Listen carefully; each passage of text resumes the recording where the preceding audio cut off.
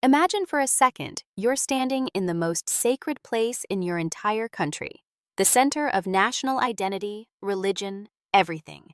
And you have to tell the crowd, the priests, the leaders, the angry mob, that if they don't change their ways, the whole thing is going to be burned to the ground.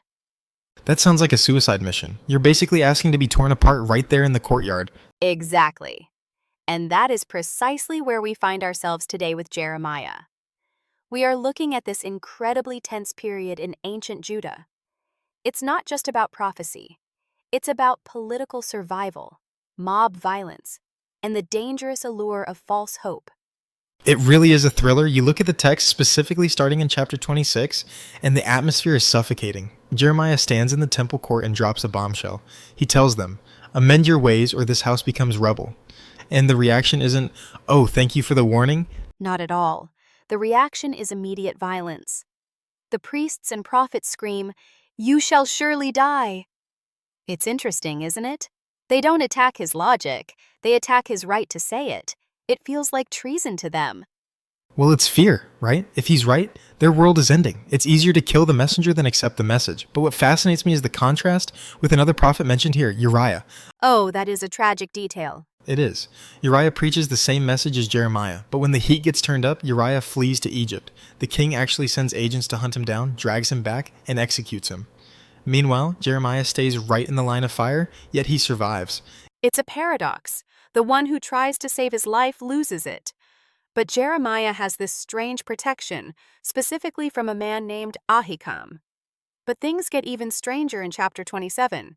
We move from verbal threats to, well, performance art. The yoke. The yoke. Picture this. Jeremiah walks around wearing a wooden ox yoke on his neck. It's such a visceral image. He's making himself look ridiculous. To make a point, he's telling the king and the neighboring ambassadors, this is your reality. Nebuchadnezzar of Babylon is the master now. Submit, wear the yoke, and you live. Fight it, and you die. That's a hard sell. Surrender to the enemy to save your soul. It sounds like cowardice. Precisely. And that's why the false prophets were so popular. They were selling patriotism. This is where Hananiah comes in chapter 28, he's the anti-Jeremiah. He walks up, takes the wooden yoke off Jeremiah's neck, and smashes it. That's a power move. It is. He tells the crowd, Babylon's power will break in 2 years. It's exactly what people wanted to hear. Even Jeremiah says, Amen, I wish you were right. But wishes aren't reality. And this is where the story takes a dark, philosophical turn. You can break a wooden yoke, sure. You can smash the symbol, but you can't break the reality of the situation. Right? The text says God replaces the yoke of wood with a yoke of iron. You tried to escape the easy discipline, so now you get the unbreakable one. And Hananiah, he dies within the year for selling a lie. It's a brutal lesson on the cost of optimism when it's not grounded in truth. It forces us to ask, do we want the comforting lie or the painful truth? Because the truth, in this case, meant 70 years of exile. Which brings us to the letter in chapter 29. This might be the most radical piece of political advice in ancient history. I agree. The exiles are in Babylon. They are sitting on their suitcases, waiting for the 2-year plan Hananiah promised. They are ready to go home. And Jeremiah writes to them, unpack. Build houses, plant gardens, get married, have children. It's shocking. He's telling them to seek the peace, the shalom of the city that held them captive. Pray for Babylon, because if it prospers, you prosper. He's redefining what it means to be a faithful community. It's not about location anymore, it's about endurance. That's where that famous line comes from, isn't it?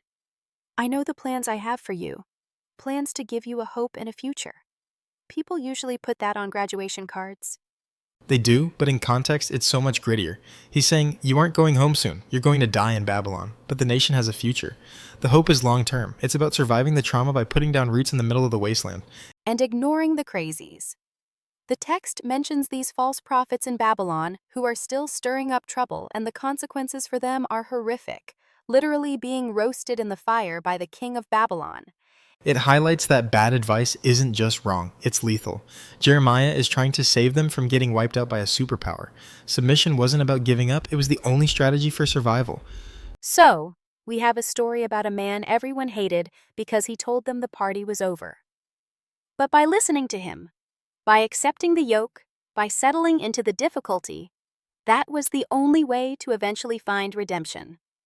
Exactly. It's a reminder that sometimes the bad news is actually the lifeline. We have to be willing to wear the yoke to get to the future. A heavy thought to leave on.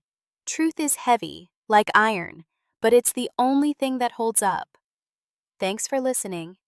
See you next time. If you have been blessed by this, please like, subscribe, and share this joy with others. God bless.